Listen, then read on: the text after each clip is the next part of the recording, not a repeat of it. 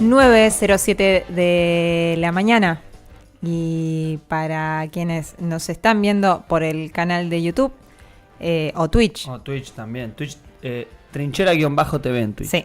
Y si no, Trinchera TV en o para quienes YouTube. están para quienes nos ven por video, la van a ver en el estudio. Y si no, ahora se enterarán cuando escuchen su voz en la app, que estamos con una invitada en piso. Sí. La concejala Cintia Romina Mancilla. Buen día. Buen día, ¿cómo andan? Muy bien. Bueno, bien, ¿Vos? Contenta de estar acá. Día de lluvia me tocó. Día de Sí. lluvia y podríamos decir, primera vez en 526 al fondo.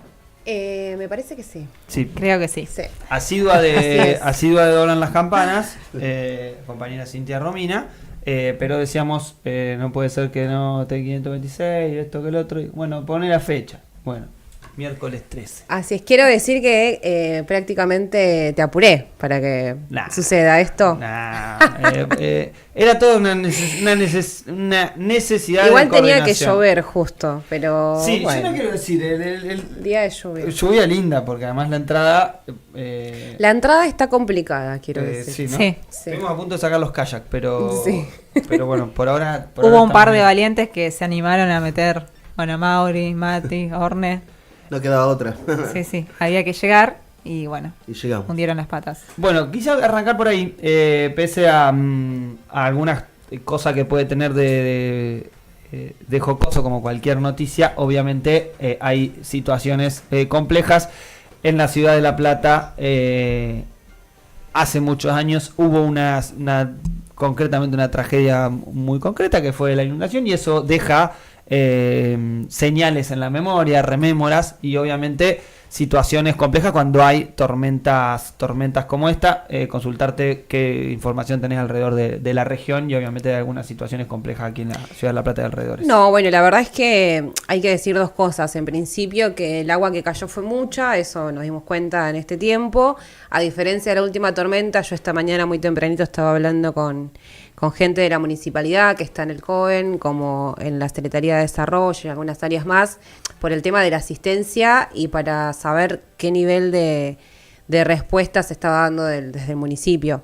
La verdad es que no hay un registro grande de inundaciones en casas, digo, obviamente están los barrios anegados, las calles incirculables en muchos casos, y hay una situación muy compleja respecto a eso. Se está haciendo mucho trabajo de levantar las ramas, árboles caídos, que eso también sucedió por la tormenta.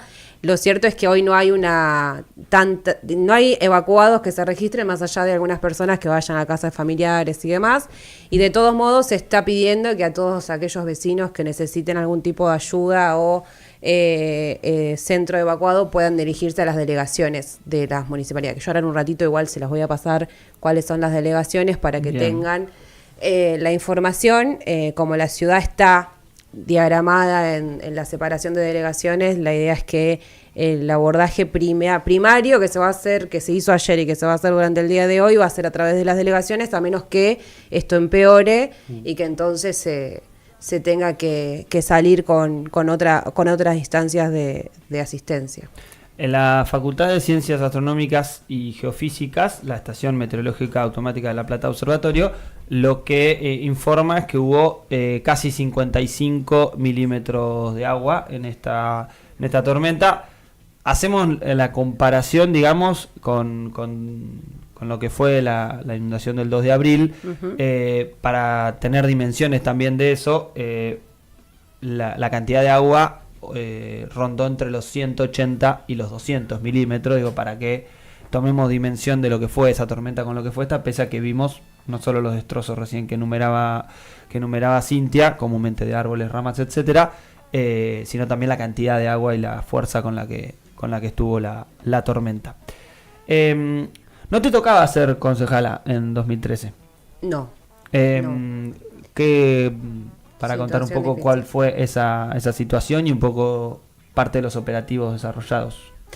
No, la verdad es que, bueno, el 2013 fue una situación, bueno, como todos saben, ¿no?, de catástrofe.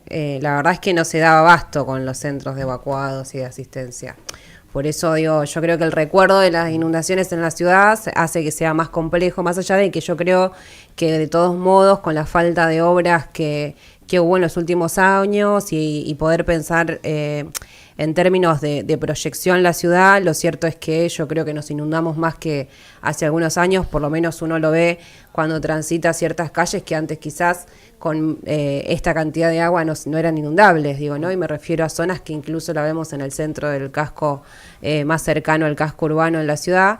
Entonces me parece que el balance que hay que hacer la inundación acá, más allá de todo lo difícil que fue pasar ese momento con la evacuación que fue incluso, ¿no?, hecha por los propios militantes o por cada una de las familias, me parece que lo que hay que pensar en este balance, y un poco lo charlaba con algunos funcionarios del municipio, es, bueno, las obras que tenemos que empezar a caminar para que esto no vuelva a suceder, ¿no? Y es medio complejo pensar la ciudad en ese sentido, porque, bueno, hay que hacer obras estructurales.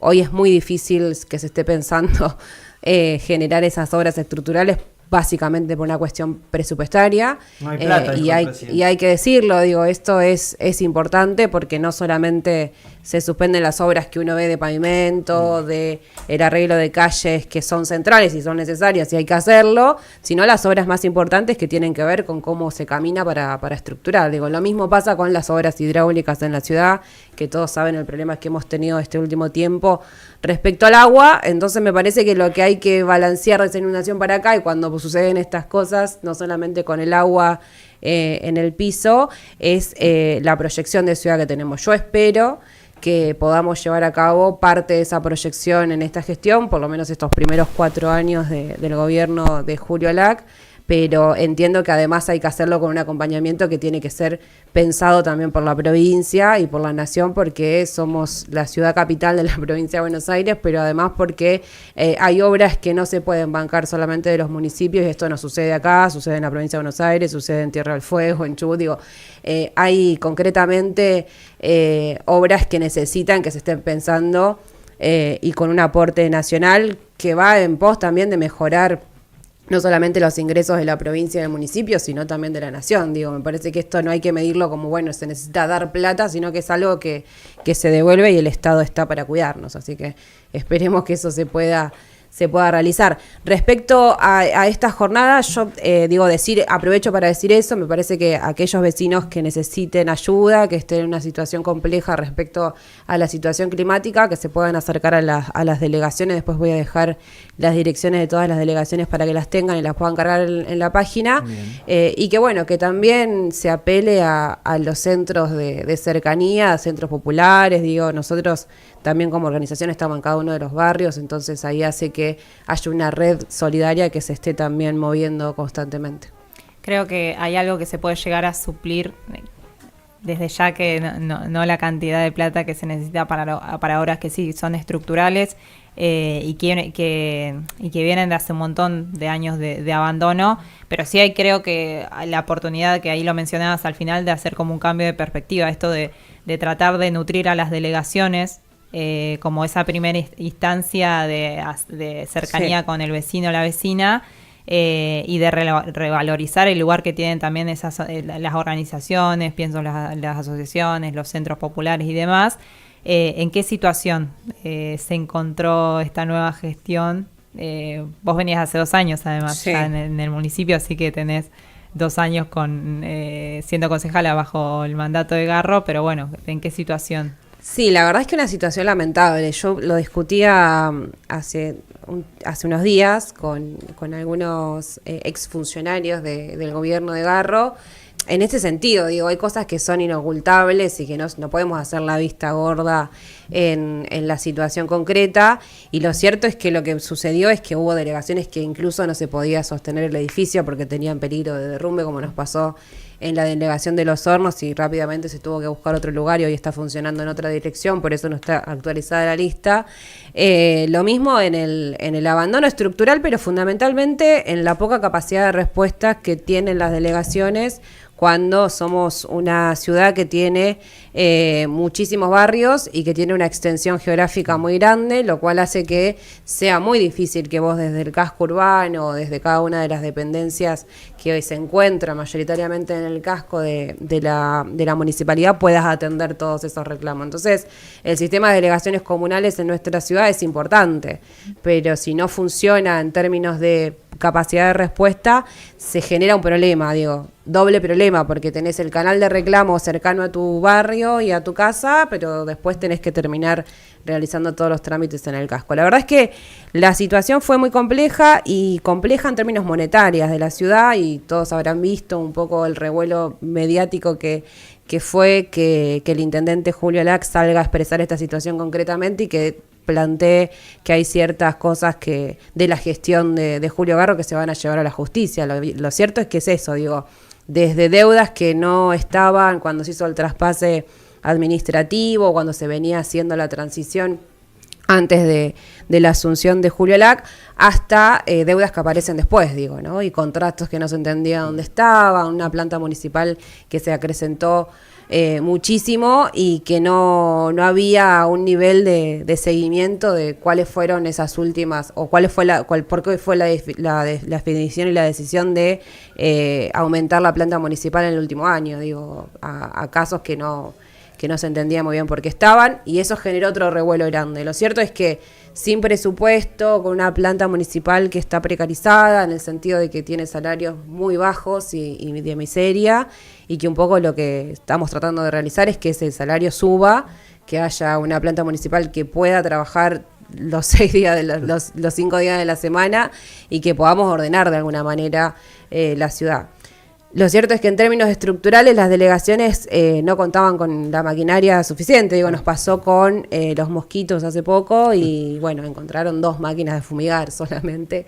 Sí, había muchas denuncias de delegaciones también que a la hora de los traspasos, el faltante desde obviamente máquinas, sí, hasta autos. El caso por lo menos de acá de Tolosa, que pudimos hablar con parte del equipo de la delegación, y nos decían, falta hasta un camión. Nos decían, ¿viste? Como que, bueno. Sí, como en esas cosas yo quiero aclarar esto, porque como no hay registro, hay algunas cosas que no se saben, que te las pueden decir los trabajadores de las delegaciones, pero no hay registro de que existiera ese móvil, por más que claro, te lo digan los trabajadores. Lo cierto es que fue un desastre, la transición en las delegaciones, ni siquiera en las herramientas. Entonces ahí hay un punto muy concreto de decir, y hay que decirlo también, del poco compromiso con la gente cuando uno se va de la gestión, en este caso de la gestión de la Municipalidad de La Plata, tendría que dejar ordenado, no para el que viene, sino para que la gente no tenga estos meses de tanto malestar y que no se puedan realizar las cosas, por lo menos a corto plazo, porque vos entrás en la gestión, asumís, y además de ordenar las cuentas, de saber qué tenés, con qué contás y demás, tenés que poder por lo menos accionar con lo que hay. Entonces con lo que hay no había nada, claramente, que es lo que nos dejó Julio Garro. Entonces, yo lo pongo en estos términos porque me parece importante que también lo sepa la gente, los vecinos, porque a veces parece que la única discusión que hay es la cuestión del presupuesto, pero no, el presupuesto, el estado de situación de los edificios municipales, la poca capacidad de respuesta de los agentes municipales también, que tiene que ver con varias cosas, el malestar en los sueldos, los tiempos, que no había un cronograma real, y después, lo que ya todos sabemos y lo hemos discutido muchas veces con ustedes, que es que en la ciudad no hubo una proyección estratégica de obras a realizar, e incluso lo que vimos fue lo contrario, el crecimiento de la ciudad a partir del desarrollo inmobiliario, de los negocios en términos de la tierra, y no para solucionar los problemas estructurales que tenemos como ciudad. Entonces ese retraso de 8 años sin poder ni siquiera empezar a caminar a resolver ciertos problemas hacen que estemos en esta situación también, y hay que decirlo. De acá para adelante yo creo que ya hay que claramente hacerse responsables, y esperemos que esta gestión pueda mostrar que se pueden hacer otras cosas, ¿no? Algo más para meternos acá en la ciudad, antes de salir un poco y analizar, como decíamos con Mauri hace un rato, esta distopía real que vivimos en el gobierno de Milei. Pero algo que vos nombrabas recién en cuanto a no solamente los 8 años de gestión de Garro, sino además una cuestión del crecimiento poblacional que tuvo la ciudad, porque vemos unos números que son muy alarmantes en términos de esto, de que no es un problema que la población crezca casi un 30% del censo 2001 al último censo, ¿no? De 600.000 y pico de habitantes a casi un palo, por lo menos en referencia al Gran La Plata, y este tipo de abandono estructural. ¿Cuál crees que serían algunos de los ejes, por lo menos, que no pueden faltar a una planificación de pensar esa ciudad acorde a el 1.200.000 de habitantes, por lo menos en esta, pensando incluso para adelante, ¿no? Obviamente. Bueno, un montón. Sí. No, en principio yo creo que lo que hay que... Perdón, me voy a sacar porque se corta mucho.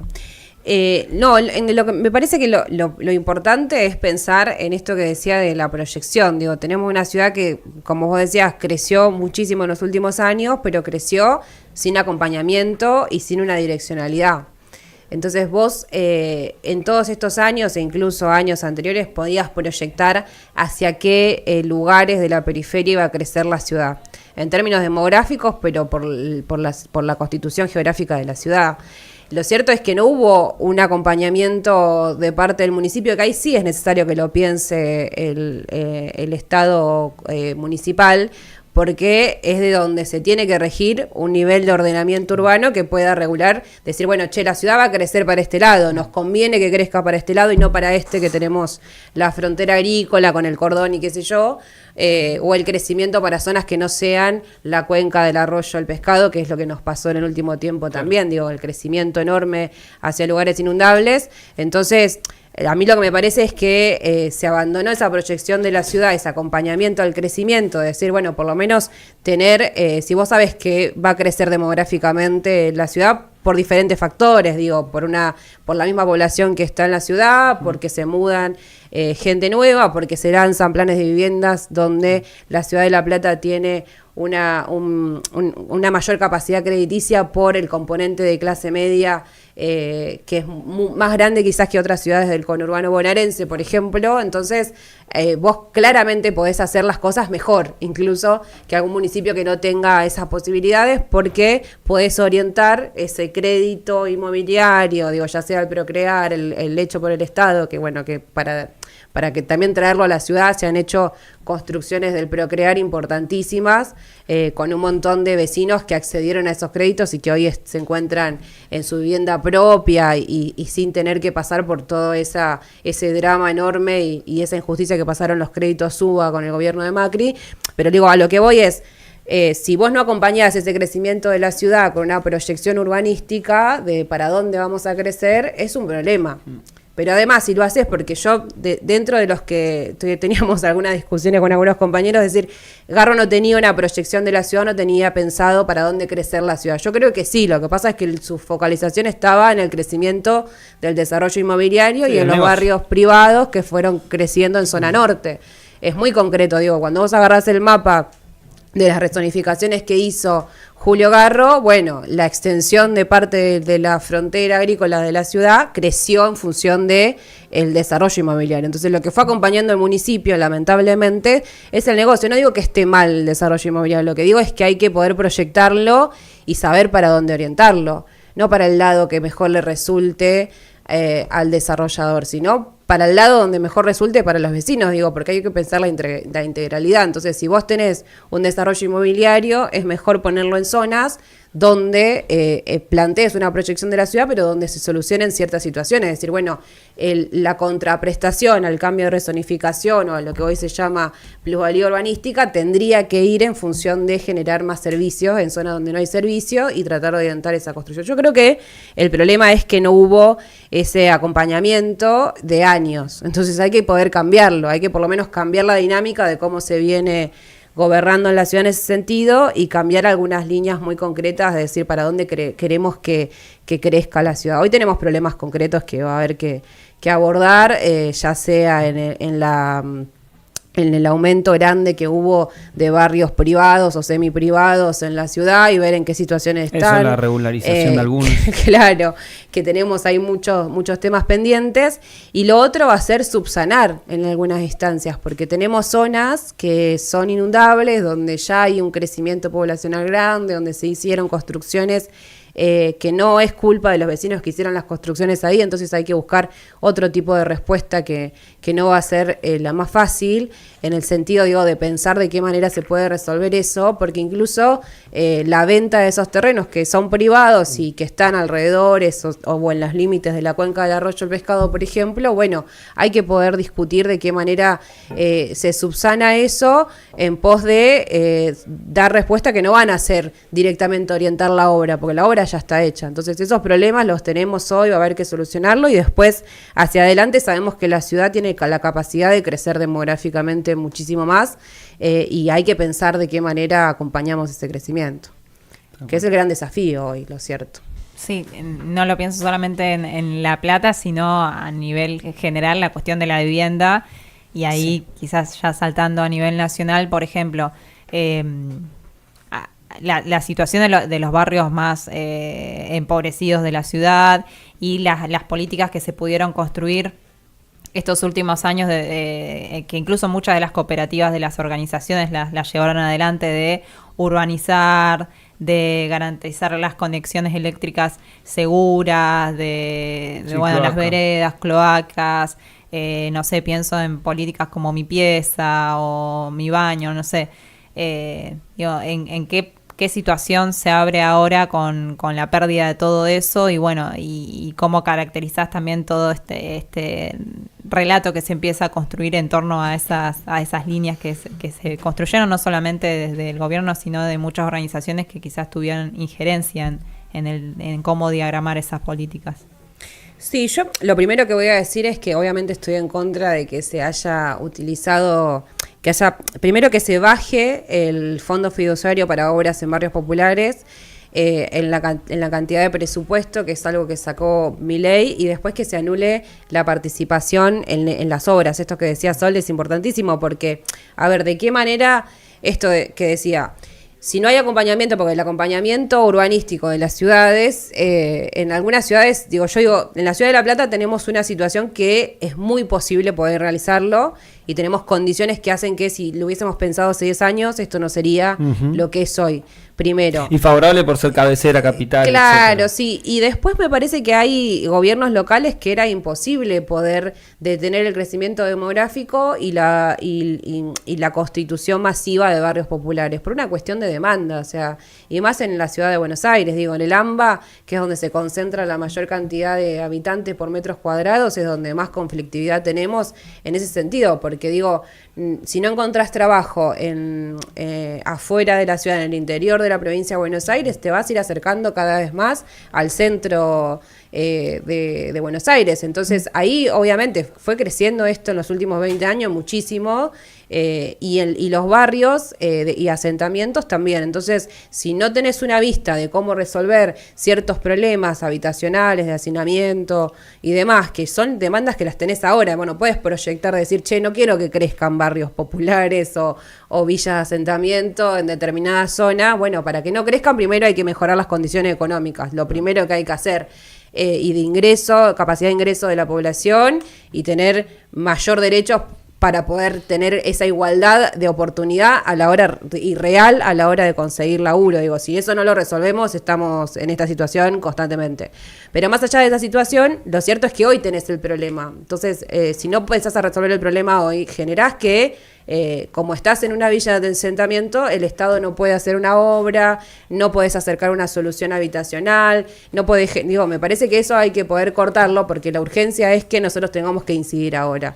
Y la política de la SISU en ese sentido avanzó muchísimo, faltó mucho más, sí, seguro, pero se pudo avanzar sobre ciertas situaciones. En la Argentina tenemos barrios donde el nivel de hacinamiento de las familias es terrible, ¿no? Una familia con 4 hijos que viven en una misma ambiente, con un baño y una sola cama. Esas situaciones se repiten, por más que a nosotros nos parezca que es demasiado. Bueno, hay situaciones que son de estas características y naturales en algunos puntos, y la política de Mi Pieza fue a resolver eso. Que vos decís, no vas a resolver el problema general estructural del barrio, pero por lo menos vas a conseguir que esa familia no viva sin nada. Entonces, hay puntos que yo creo que no entran en la discusión, aunque hoy estén puestas en relieve y que después se disimulen, digo, porque esta carga contra los sectores populares, contra el pobre, ¿no? Porque yo creo que el otro énfasis que tiene Milei es que no le gustan los pobres, digo, y esto hay que decirlo porque me parece que tiene que ver con que hay gente que para él sobra en la sociedad y que parece que no importa, entonces no importa lo que suceda en términos económicos, sociales, sanitarios, etcétera, y es un poco lo que está haciendo. La utilización de eso es denigrar las organizaciones que formaron parte de esa política del Estado, que yo creo que fue de las que mejor funcionaron del gobierno anterior, y también a las organizaciones sociales. Entonces es muy clara esa situación. El problema que tenemos hoy nosotros es que nosotros mismos tenemos un problema interno político de nuestro sector político, o por lo menos por decirlo de alguna manera del campo nacional y popular, que hemos no perdido ese debate, sino que entramos en ese debate y no hemos dado las mayores certezas del apoyo concreto a la organización social en el territorio, porque incluso gente misma de nuestro sector o compañeros creen que está mal las organizaciones sociales porque creen que hay una autorización concreta de la gente que subsiste en este país para organizarse. Entonces, yo creo que ahí tenemos dos debates, digo, el debate con el gobierno nacional, en el achicamiento de las políticas, que claramente yo no coincido y me parece que hay que salir a repudiarlo, y me parece que Milei está en esa línea de salir a combatir todo aquello que él cree que no sirve en la sociedad y que no genere plata. Entonces, me parece que ahí tenemos esto que vos decías es distópico, y sí, la verdad tenemos un presidente que no cree en el Estado, que está a cargo de regular el Estado, entonces es un problema muy grande y nos está arrojando una situación económica realmente muy compleja. Y por otro lado tenemos también otros debates que se esconden detrás de ciertos perfiles para discutir, digo, porque queda mal decir que hay que organizar a los pobres, que hay que tener una línea muy concreta de asistencia ahí, de que si no tenés para solucionar un problema estructural en un barrio, por lo menos tenés que generar esa acción que vaya a cambiar un poquito esa realidad. Bueno, eso hay que hacerlo y hay que hacerse cargo también. Cuesta mucho que se hagan cargo de eso, y yo creo que ahí nosotros hemos perdido esa posibilidad de dar un debate muy concreto en esto, y que creo que algunos compañeros profundizaron en esta otra línea de que sea muy fácil atacar de repente a las referencias sociales, a las organizaciones políticas que organizan el territorio. Bueno, entonces estamos en esa discusión. Mientras tanto, esto que pasa. ¿Cómo se surce esa herida, digamos? ¿Cómo sí. se sutura también esa herida en el marco de la discusión? Decías que odia al pueblo. Milei, hoy escuchábamos en la ronda de noticias que hasta la madre odia, hasta la jubilación de la madre. Digo, todo, hay cosas que son muy complejas. ¿Cómo te imaginas el 24? Para ir ya despidiéndonos, porque estamos a 9 días del 24 de marzo. Fecha que a todos no solamente nos moviliza siempre, sino además esta tiene un elemento, me parece, un condimento mayor en relación no solamente a que son pro genocida, digo, él en el discurso inaugural toma las frases de Macera. Sí. Sí, y bueno, y además su vicepresidenta Villarroel también tiene claramente una línea formada respecto a lo que sucedió en nuestro país con la última dictadura militar. El 24 va a ser, como fue el 8 de marzo, también una movilización importante de mujeres en todo el país. Va a ser una movilización gigante, digo, yo creo que hay varias líneas de derechos humanos que van en función de defender no solamente lo que se hizo, sino el que no suceda más, digo, ¿no? Me parece que ese nunca más, expresado en las calles, con la carga muy concreta de la defensa de las políticas de derechos humanos, que son necesarias, digo, me parece que ahí hay un punto muy central. Yo creo que va a ser masiva la movilización, pero también va a haber un repudio popular general al gobierno de Javier Milei.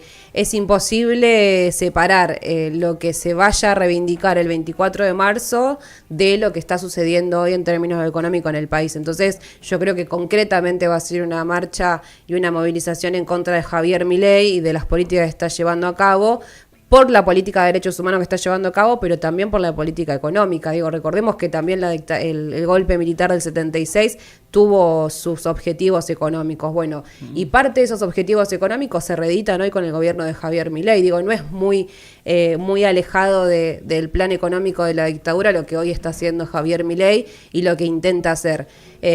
y también del menemismo, está claro, pero muchas de las políticas incluso son más de entrega de nuestra soberanía en términos económicos que lo tuvo la dictadura genocida. Entonces, digo, ahí cuando decimos Milei y la dictadura tiene que ver con esto, digo, con su política económica es la misma, pero también cultural, en el sentido de borrar la historia de los compañeros que pelearon en el 70, que planteaban un proyecto de país diferente. Digo, Milei odia que haya organización popular, que haya militancia que esté pensando en el otro, y pareciera que hoy lo único que tiene que existir es el individualismo. Entonces, yo creo que va a ser el 24 una gran marcha en contra de Javier Milei y posiblemente se pueda unificar. Digo, históricamente hubo, aunque no tan separadas así fuertemente, 2 movilizaciones el 24 de marzo y hoy se está preparando que sea en unidad, que se pueda generar esa instancia masiva. Lo mismo en nuestra ciudad. Nuestra ciudad se moviliza el 23 de marzo y ya están reuniéndose los organismos de derechos humanos, familiares, organizaciones para preparar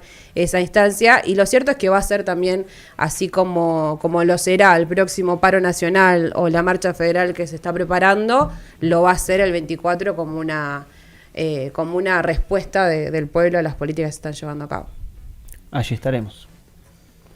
Cintia, muchísimas gracias por gracias pasar por el estudio de Emilio Cama Itacuri. Gracias a ustedes y bueno, un saludo a quienes estén escuchando. Mandaban saluditos. Que mejore el miércoles de lluvia. Sí, Mario Piazza mandaba saludos. Saludos para vos, para nosotros acá, para todo el equipo, para toda la comunidad ferroviaria. Luz Medina también y distintos compañeros y compañeras escribiendo tanto en el chat de YouTube como Twitch, como al 221-314-6881, que pueden mandar todos sus mensajitos.